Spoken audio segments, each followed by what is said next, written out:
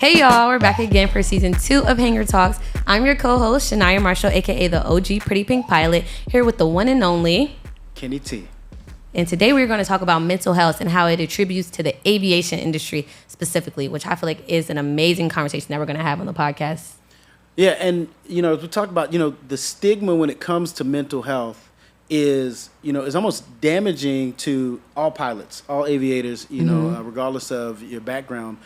But when it comes to African Americans are 20% more likely to have mental health concerns, but 25% less likely to report or manage them in the correct manner. Yeah, because people look at it like, oh, I don't want to end my whole career just because I have one concern.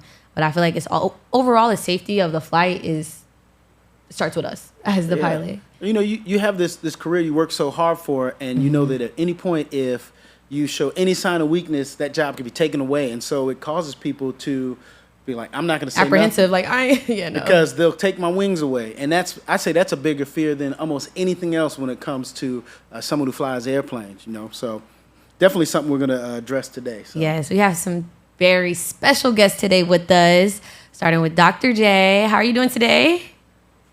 Doing great. How are you? I'm doing great. Excellent. Yeah. Not bad for a Monday. Thank you so much for being here today, Dr. J. I want to know a little bit more about you. Just give us a little insight into where you are in your career and how you got started here. Absolutely. So I'm currently an assistant professor at the University of Nebraska at Omaha. I've been with the institution for 4 years now. Been in higher education this is my 8th year, and in the industry for 12 years. I started out as a ramp service agent for an airline back home in Detroit, and just kind of worked my way through commercial, business aviation, and then now in general aviation on the higher education side. I graduated my doctorate in public administration and a concentration in aviation/transportation in 2023. And prior to that, I did my bachelor's and my master's in aviation and public administration, respectively. Ultimately, my research looks at how to get more of us in the field, just because we've been historically underrepresented for quite some time. And despite outreach efforts and other initiatives, we are still in single digits across a myriad of occupations. So that's kind of my mission, and that's where my research and my passion intersect, and I'm able to kind of use this platform and my skills to do that inside and outside the cockpit. Yes, thank you so much. We really appreciate that. Yeah, definitely. I mean, you started from the bottom and built your way all the way up, and wanting to find ways to help bring others. I think that's commendable, and that's something close to all of our hearts here. So. All right, so we got Brian Bomhoff here, who is the executive director and founder of the Pilot Mental Health Campaign. Now, can you tell our audience about what that is? Because I'm really interested. Yeah, absolutely. So the Pilot Mental Health Campaign, PMHC is what we call ourselves. We are the first nationwide advocacy organization specifically oriented around looking into the barriers, the systemic problems, the issues that prevent pilots and other people in the aviation workforce. So ATC personnel, mechanics, anyone who might have to fill out a medical questionnaire or get a medical certification, why they don't seek healthcare at the same rates that everyone else does. We have some fairly decent data from the last few years that we know that at least 56% of pilots have admitted to avoiding healthcare in some way or another, and obviously that's not true with the general population. And so we're looking at ways to advance access to care for people in the aviation community, but we're also looking to target what are those specific barriers, be they procedural or legislative, and address them directly. And we're only about a year old, but we've had some success in doing that in the last year. Wow. So what kind of put that passion on your heart to kind of want to start this and become a founder of such an amazing organization? Yeah. So I got my pilot's license back when I was in high school. So this was a long time ago. This was 2006. Don't so age this yourself. was before the FAA allowed any sort of antidepressant medication in flight, anything like that. And at the time, I was going through counseling and some other treatment for a variety of mental health things, depression, anxiety, things that are pretty common with a teenager around that age. especially since we had moved a bunch when I was growing up, and I was just dealing with a bunch of those issues. And I was doing very well in treatment, but that was my first introduction to this issue because I didn't think it would be an issue. And then of course I had to have all of my doctors working with me, kind of, write letters, get all of my records together. And back then, luckily, it was pretty simple. Now they have more pathways, which is a good thing, but it can actually make it more of a convoluted process. The thing that actually sort of led to me founding PMHC, because I worked in the political space for a little bit after college. So I worked in campaign finance, mostly as a campaign finance consultant, helping people fundraise, but also general consulting with campaigns, nonprofits, both political and apolitical. And so I knew a little bit about that space and how to start up advocacy organizations. And I came across, as I was looking at getting back into flying, more and more people, especially recently, who have experienced some sort of mental health concern, be it mild or more serious, and it derailed their career, or they felt like it was going to derail their career to the point where they abandoned aviation as a passion. And then in particular, there were a couple of cases of people taking their own lives, where they clearly wanted help, were in need of help, but refused to get it. And that's sort of what pushed me to take a step back from my day job and start PMHC. Those are really good examples. And I know something that was big in the news within the last year or so. There was a pilot who was jump seating on an aircraft who didn't manage their mental health properly and attempted to shut down the engines on the aircraft because they didn't deal with it properly. Now, luckily, it ended up not being, catastrophic or anything, but I think, if anything, that highlights how important it is for us to address mental health and how the FAA and, the different organizations deal with this, Yes. Yeah, and that individual, Joseph Emerson, had expressed in the past multiple times that he wanted to seek treatment. He just felt like he had no outlet. And so luckily, aviation, as we all know, is extremely safe. And so multiple safeguards held up in that situation. But that was a major safety issue that prompted the NTSB to launch their roundtable on mental health and aviation, which we attended in December. Awesome. Yes, for sure. With aviation being a male-dominated industry, I want to know kind of how you two navigated feeling something was wrong with your mental health and, your peers around. I know it's not as common for men to be open with their feelings. So I kind of want to know how you guys navigated that. Dr. J, if you could start us off by kind of telling us about how it was growing up or in the industry and how you handled that. Absolutely. And, being a black male in a white male dominated industry, both aviation and higher education, for that matter, it's been difficult. There's no ifs, ands, or buts about it. Fortunately, when I was in industry working on the ramp and doing several other jobs, I worked with a lot of my friends I went to school with. So I had an existing community of support.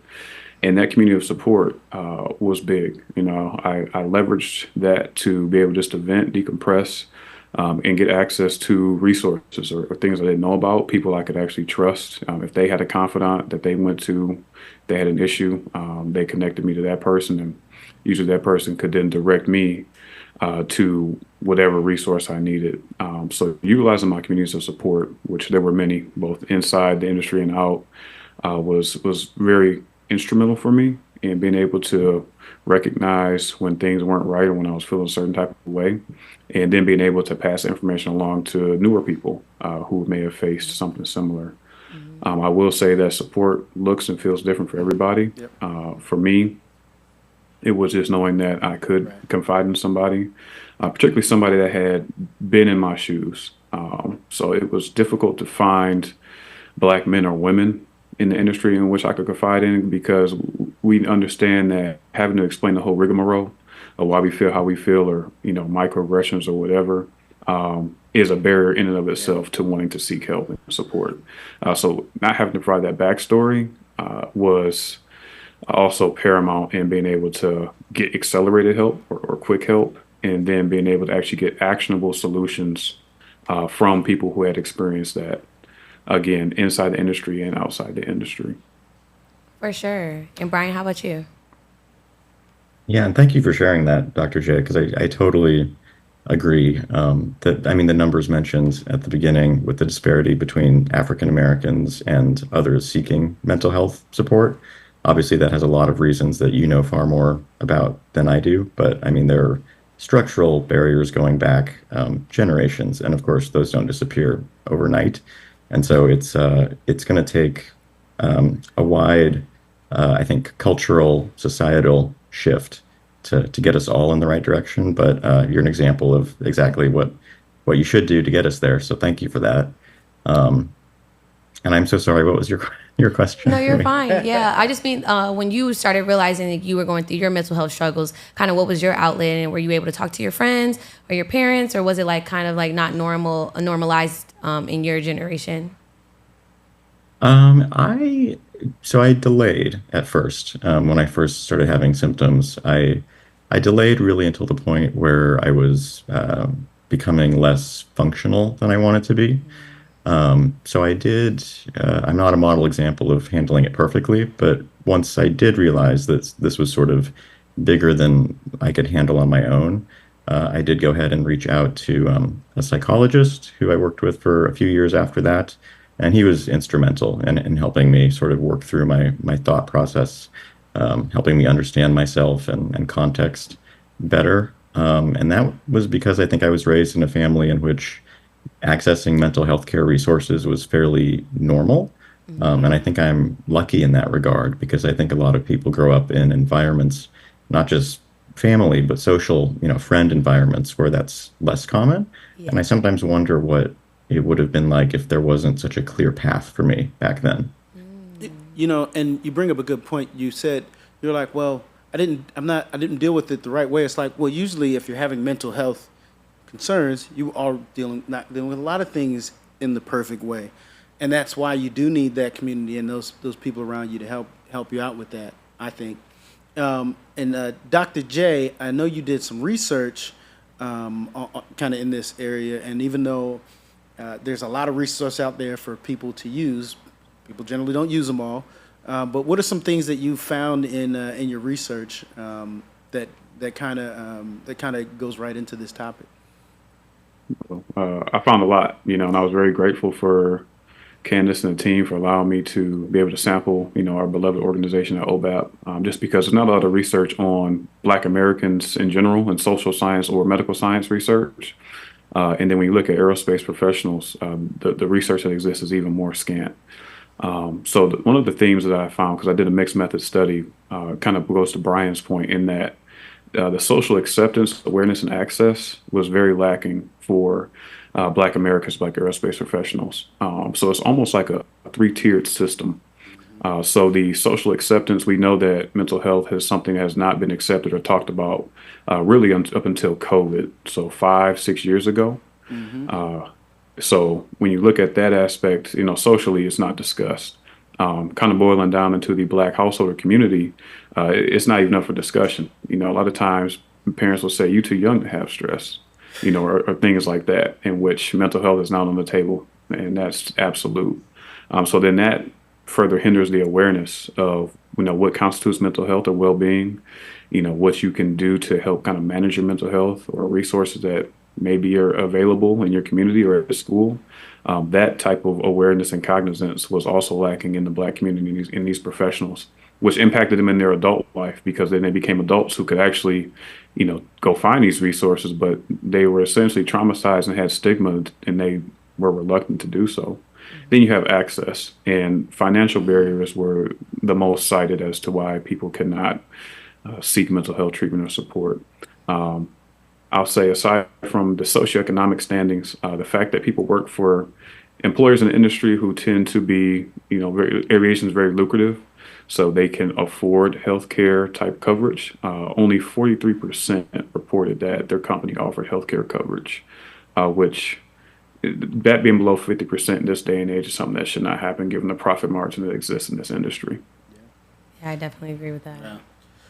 So, got a question for Brian. I know that, recently, so the Mental Health and Aviation Act of 2024, I think it was introduced. For those of us out there who have heard of it, what what does it actually mean? Like, how is this? Like, they throw these big words around, right? It's like acronyms, and I'm like, there's an act that came out, but what does it mean for us? Like, Yeah. how is this beneficial, or is it beneficial? Is it just lip service, or is this actually going to be something that's going to be helpful? yes. Yeah, excellent question. And no, this is not just lip service, as many things I think we've seen in the past from the FAA, unfortunately. This has an opportunity and a high likelihood of actually making a very significant impact. And I'll try to throw it all into context real quick. So after the event, the Alaska Airlines event, the NTSB held an event which PMHC participated in the roundtable. Right after that, the FAA launched their ARC, the Aviation Rulemaking Committee on Mental Health, and they came out with 24 recommendations on April 1st. And they've started to Dr. Northrup, the federal air surgeon, to her credit, they've started implementing some of these, the very low-hanging fruit. And we can talk a bit about that later, because there are some significant updates. But there are a lot of things that haven't really been touched yet, because the recommendations were pretty expansive in FAA terms. And so we've been looking at bills, potential ways to help the FAA implement these recommendations. And the recommendations themselves, I should say, are broadly supported by ALPA, by AOPA, across the aviation spectrum. And we're highly supportive of these 24 recommendations. And so basically helping them implement these is the main goal of the Mental Health and Aviation Act.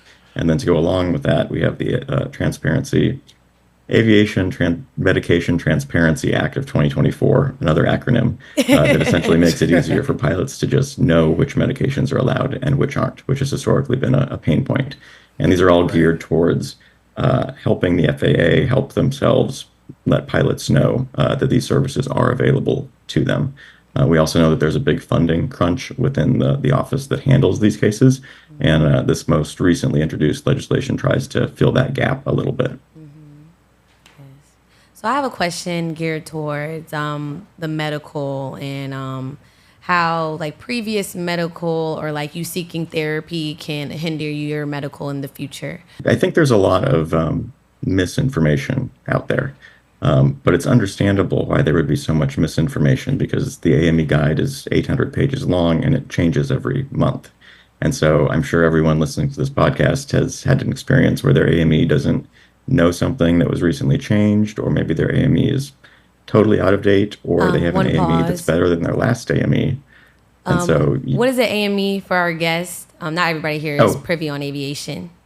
Yeah, absolutely. I'm like the acronyms that Aviation Medical Examiner. So it's a doctor basically certified by the FAA to issue medical certificates. And the quality and ability of those AMEs varies greatly. And then there's just sort of the cultural stigma. It's not something we talk about in our daily jobs. And so a lot of people think they can't get help, or they think that any history of mental health treatment whatsoever, including counseling or therapy, will automatically derail them. And that's simply not true. It's a case-by-case basis, although when people hear about their friends who have been grounded for 6 months to 2 years, that certainly doesn't help. I think there needs to be more sharing more about the success stories of people not being grounded for 6 months to a year and coming forward, so that people can see, okay, it's not that big of a deal. Even if I am down for a certain amount of time, it won't be so significant to my family, and that I'll reach out and get the help. As far as Definitely. And with one thing, you being my mentor, like one thing you always tell me is most of the work is done on the ground. So I feel like people look at that, it's kind of like a negative attribute, but sometimes you have to look at it like, oh, maybe this was needed to happen. And you can study or do something in that time that doesn't, because I feel like that could take you into a dark place. People use aviation as like an outlet, and a lot of times, and when somebody takes that away from you, it's like a lot of people use aviation as their identity. Well, so you're right. It is their identity. Like it's in order for you to be able to be in aviation, it ends up. It has to engulf your life. Yeah. No, you hit the nail on the head there, because when you take that away, when you pull the medical certificate, you often, and they're doing it for they're not trying to hurt pilots. They're trying to ensure the safety of the airspace. But when they do that and you pull them away for, if say they're on a med, then at least 6 months, by definition, that almost always makes the pilot worse because you've pulled them away from their social and professional network. And that's something we're looking at fixing. Right. Yes. Right. So we've talked a lot about, big picture, how organization works. How does someone actually work that process, or how does someone work that when they're in that situation? What advice would you give to somebody who's like, I think I have these concerns. What should I do? The first thing is admitting that there is something going on. And maybe grounding yourself or taking some time to evaluate what that is, what the source is. Is it something that has resulted from something like in the short term or like a recent event? For instance, the loss of a parent. I lost my father last year, and I'm so sorry. for 3 months I didn't fly. Thank you, I didn't fly, but I knew I needed grief counseling. So that's something I went ahead and did, and that is something that's not reportable. Because it's understood that that type of loss, you may need some support for that. Yeah. So recognizing and being real with yourself is really the first step. And then the second step to me, and Brian, feel free to jump in or add, is to start utilizing your resources or communities of support. Talk to somebody that you trust and kind of, share with them what's going on. And they will likely tell you, hey, you might need to talk to a professional because this is something that is not going to be treated in our circle. And then that can be encouraging, and then they can reach out to either employee assistance program and get some short-term help, or if they already have a licensed mental health professional that they see, maybe upping some of the meetings with them doing that. But for me, those are the first two immediate steps that I took myself that bore a positive result. Brian, what are your thoughts on this? Yeah, I would echo those two recommendations highly, knowing that that first one can be particularly difficult for a lot of people. But know that you're not the only one who's ever admitted that you have a problem. It's not always a problem. It's sort of just a natural human, adaptation to things that happen in your life. Yeah, life be lifing. Yeah, it's real life. Yeah. I mean, this happens all the time. So, don't make yourself think that you're weird for getting help. It's just weird that we're in an industry that scrutinizes it so much. Yeah. So it's not you, and there's no shame in getting help. And then the next step, and I'll just throw out, I'm not speaking as an individual, not on behalf of PMHC. I'm not a medical expert or a legal expert, so these opinions are my own. But I would go, seek out communities of support. And then the next step, if you feel like you need it, don't hesitate to reach out to a counselor, a therapist, something like that, and start talking, because they can have valuable insights that you might miss, and they'll know pretty well if you need to be kind of moved along to a different kind of support. And go ahead and mention at the beginning of your session or when you reach out to them that you're a pilot, you're a little worried about the kind of records they keep. And because you deserve to know how they keep their records, you deserve to know how you can access them. This is just basic legal stuff. You deserve to know all that. So, but that's less important than actually asking for help. But I would ask about that. And then I will say there's there's a spectrum, obviously, and there's people who, reaching out to your friends, your peer support network is appropriate. But if you're sort of already at the point where things have gotten, the symptoms have become more severe, also don't hesitate to just call 988 or text 988, the crisis hotline, or get yourself to an emergency room, because that's far and away the best outcome for a lot of people in that space. I think that you kind of hit it on the head. Start with open up and talking with somebody. And continue talking, and you'll usually be guided into the right path that'll get you what you need. I'll say in the military, really good about that. Everybody's always highlights the different resources available to folks, whether it's the chaplain service, whether it's the counselors that don't report. So there's a lot of ways that they highlight in the military that I think about that can be used anywhere. Some people have faith-based counseling services that aren't reported. And sometimes people confuse or aren't aware of the difference between actual mental health problems and managing stress. because those things tend to overlap and can kind of affect each other. Yeah. So by talking to somebody, that will, exactly like you said, help you figure out what help you need. Is it something short term that isn't really going to affect you in the long term, but it's something that you can learn to manage through different ways of understanding how to be resilient through things, versus something that is a concern where you need professional help. Yeah. So I think that's really why it's important to just start talking. No, for sure. And one of the biggest resources that I like is Facebook groups. Everybody needs to download Facebook. But on there's this group called Black Pilots of America. And in those Facebook groups, you have a toggle that allows you to post things anonymously. So you'll be able to go on there and kind of like tell them your story. I know a lot of like women use it for different concerns that they have, and it's just a way for you to get candid responses, and you'll be able to see who responds to you. And if you wanted to go to them, behind closed doors, you'll be able to use that, because I know not everybody's open to just wanting to be open and honest, but I feel like that honesty is what you need in aviation. You need to use your community, and even if you have to be anonymous and tell your story, I feel like it's still worth it. I feel like a lot of times we're fighting our own mental battle. It's not even external. A lot of it's internal. And I believe that starts with affirmations and speaking life into yourself. So I have like a journal myself where I write down affirmations and I say them to myself over and over again throughout the day to kind of like debunk the thoughts, because you have to attack the thought at the root so you can kind of get to a better outcome. And it's not like it's going to happen overnight, but it's like weeds are going to still grow in the grass. But if you keep trying, you keep treating the grass, eventually, you'll have a nice lawn. So yeah. Yeah, I'm a big fan of the gratitude / appreciation journals. Yes. Yeah. You have one yourself?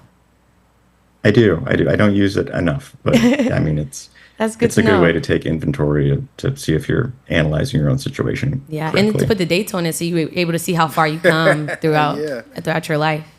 So your employer, I kind of talked about the Air Force a little bit, but what are some things you can do or that are available with different employers when it comes to mental health concerns? And I'd say mental health and stress management, actually, when you're really thinking about it. So a lot of employers will have employee assistance programs. However, the employee assistance programs, at least in aviation aerospace, they're becoming a bit more robust and developed to have mental health support. But unfortunately, employees don't utilize these programs. One, because they don't know they're there. So that's a big thing. A lot of times if you do an orientation, it may be mentioned, but it's mentioned in very brief manner, or it's a bullet on the slide. So unless you actually know somebody that's used the EAP program, you likely won't know about it as a new hire. But also kind of supplementing or complementing these programs are peer support programs that are becoming more prevalent due to the spotlight on mental health post-COVID and some of the incidents that have resulted in legislation. These peer support programs are having a positive impact, at least based on the research I've done and read, on being able to effectively manage mental health situations, or even preventing mental health situations, because people are going to their peers in a very structured way, very anonymous way. People who have some training, they're not mental health professionals, but they've been equipped with some tools to be able to help folks decompress and kind of analyze what's going on, so that way they can manage their stress and prevent a potential mental health incident. So those are the two things that I know of that are kind of going hand in hand. And realistically, these peer support programs are kind of bailing out these big organizations and their lack of having a structured EAP that truly serves the employee. Yeah. I feel like one thing that we didn't do on this call, which I feel like we should have started with, is a mental health check-in for all of us in itself, So I want to know, how is y'all's mental health right now? I would say mine is I'm in the green. Good. I had a great weekend. Was able to get some rest and hit the ground running, even despite it being a travel week. But I'm in the green. Yeah. Okay. How about you, Brian? I would say in the green Yes. as well, but I'm also I can forecast a little bit of yellow coming up, and part of that is like seasonality. When it turns into fall, I tend to depression seems to get a little worse. Workload, stress, stuff like that, but nothing I'm not equipped to identify and manage. Yeah. I like how you said that. Look at that affirmation and that grace. Go ahead and put that in a journal. Yeah. Exactly. Yeah. What about you? Oh, me. Oh, yeah. Yeah, my mental health is really good, really good. I'm still staying on track, giving myself grace. I feel like it's easy to be hard on yourself instead of realizing like everything, you have to take everything at face value and understand that you're here right where you need to be. Yeah. How about you, Mr. KT? I will say I just came off of a week vacation. We had a week off work. Wow. Wedding over the weekend, so that kind of decompressed. We finished moving into our house, so things are settling down. And Sounds green to me. yes, but it had to get there. Yeah, no, for sure, for sure. But I think it's good though. That's really good that you asked that. And sometimes you just gotta ask it just like that. Like sometimes we try to beat around the bush and we ask, "So how you doing?"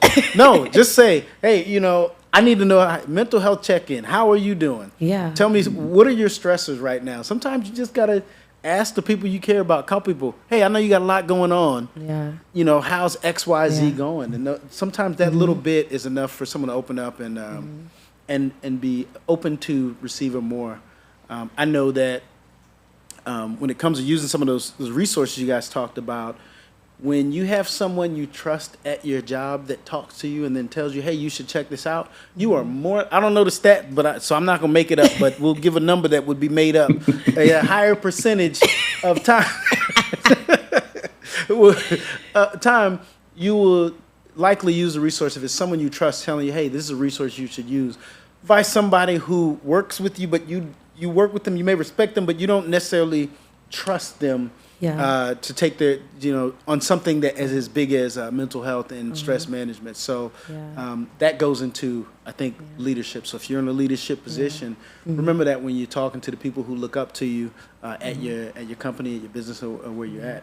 Yeah. That is such an important point, and I just want to reemphasize that because people who are in a not great spot, they don't tend to reach out and let people know. And so if you are the one who reaches out, and even if it's just a text message being like, hey, how are you doing? They will remember that and appreciate it. So keep that in mind. Yeah. You don't ever know what that one text could do for somebody in that moment. I do not believe in work-life balance. I believe in work-life integration because I feel like nothing's ever at a complete equilibrium. So I want to know for you two especially, because you're in such a emotionally charged job, how do you navigate that and knowing when you need to take a step back and use the tools that you give everybody else? I think that's a great question. For me, when I was going through my doctoral program, I definitely had to set boundaries, just because I was teaching and also being a student, full time, and doing a bunch of different service stuff, for my fraternity, for OBAP, and everything else. So setting hard boundaries and giving myself at least one day off during that period, and kind of refining that as well as I went through. One of my advisors told me, if you say yes to something, you got to say no to something else. And I really took that to heart and was intentional with what I did. So I usually, 11, 12 p.m., I usually do a cutoff of all work. Everything can wait till tomorrow because it'll still be there. And then I try to do something at least once a week in which I completely disconnect from all my obligations, if I can. And then try to take at least a week or two off kind of every semester, if possible, especially during the breaks. So when I was early on in my career, I would work when the students would work or be off during the breaks so I could get some time in. But now I try to be off when they're off, even though they still bother me sometimes with the emails and stuff. But for sure. Those are the three things I definitely tried to incorporate and still adhere to. Yes. How about you, Brian? Yeah, and I know academia can certainly be, a compounding stressor in a lot of ways. I've heard that a lot. So lots of things to balance there. I think I'm getting better slowly. Like this past weekend, it was a me weekend. Yes. What did you do? It was nothing. I love it. That sounds great. Nothing. I went for a little hike, a walk in a local park.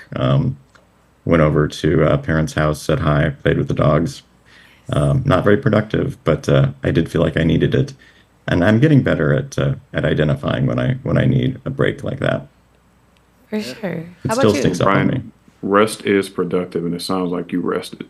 Yes. Yes. Yes. Oh yeah. Let's emphasize that. Sometimes your productivity is just taking a step back. and Yeah. chilling. You got to move slow to move fast. Yes. Slow is smooth, smooth is fast. Yes. Yeah. You know? What about your work-life integration, Mr. KT?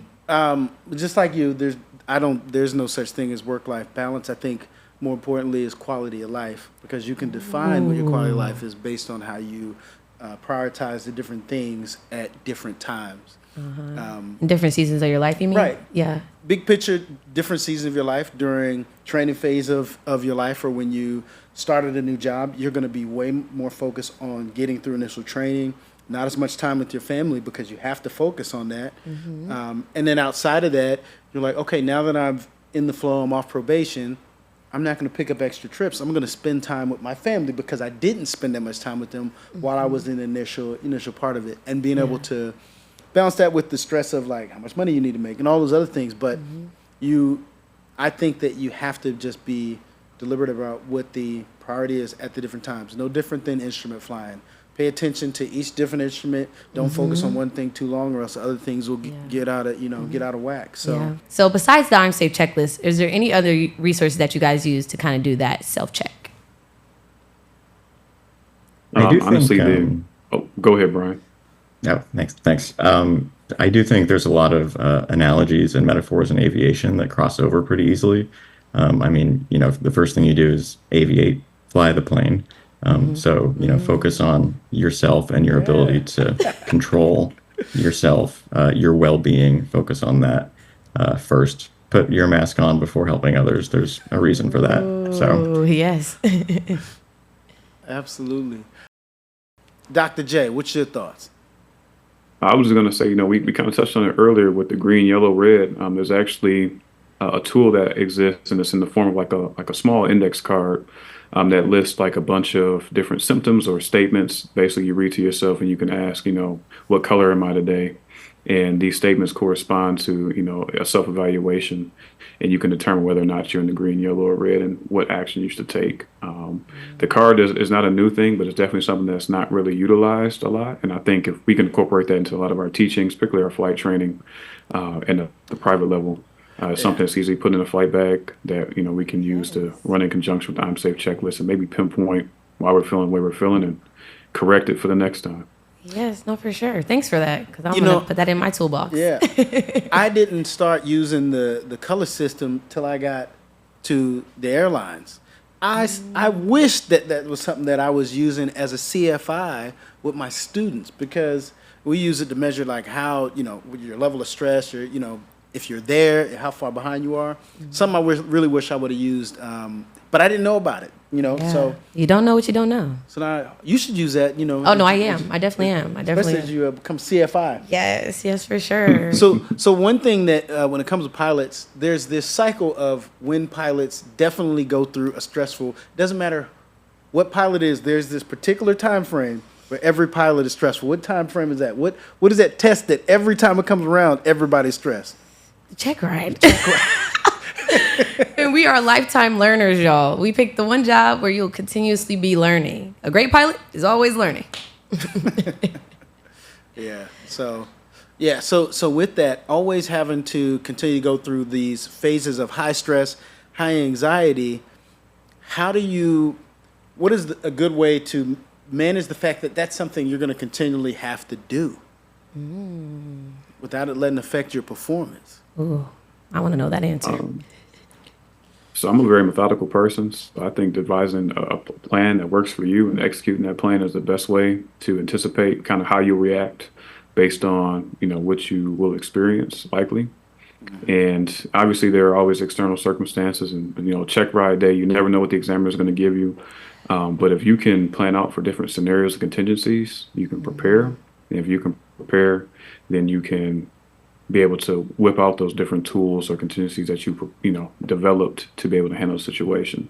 It won't erase all the panic, but you'll know in your head that whatever pops up, you can manage effectively because you've gone through rigorous training and rigorous knowledge imparted by your CFI and self-study to help manage those different things. And just knowing, how you are. Practice makes perfect. And we always talk about chair flying, or when you're stealth studying for oral or whatever, getting those things down to a science and then being confident in that will eliminate 50 to 60% of that stress factor. And using your community, find people who are also taking check rides around the same time. So you guys know, hey, we're stressing together. Yeah. Yeah.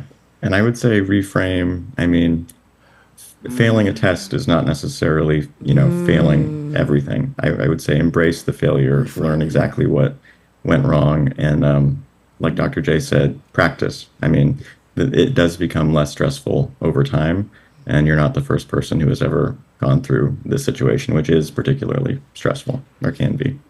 That's a really good point too, but you bring it up about reframing it, and I think that although we learn how to fly, we as pilots have to spend more time learning about how our mind works and how we manage things, because it will be a lifelong thing. And those who find a way to learn this throughout the career end up being able to have a lower stress level than those who figure it out late or don't figure it out at all and are tripping over themselves throughout their career. Just pushing to the side. Gotta get these license. Yeah.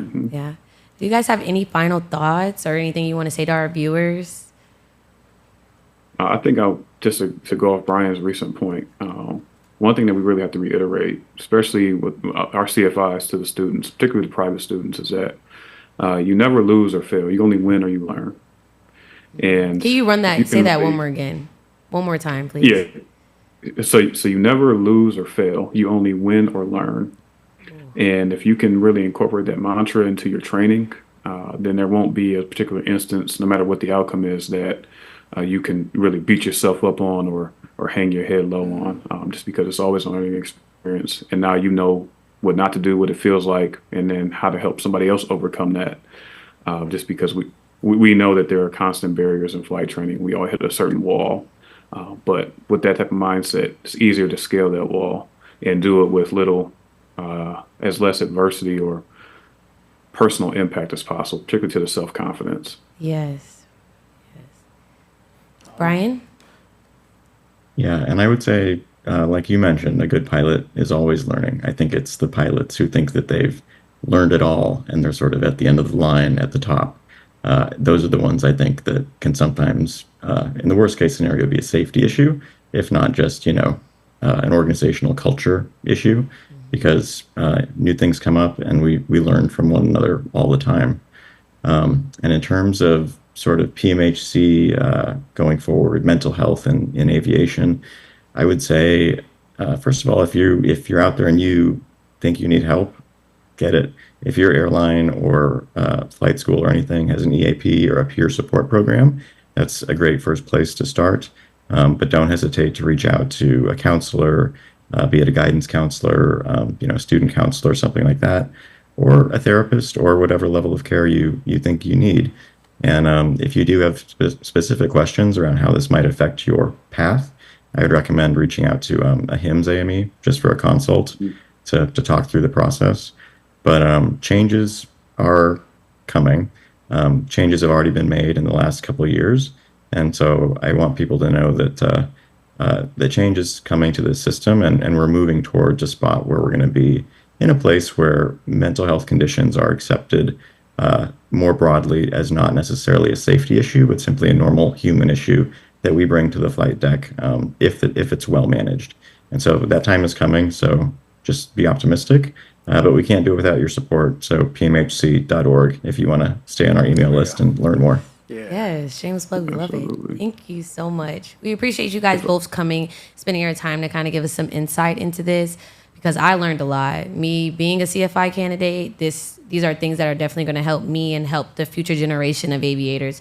So I am extremely grateful. Thank you guys so much. All right. Yeah. Appreciate you Absolutely. guys coming. If I may, Go for it. I may just add one last thing.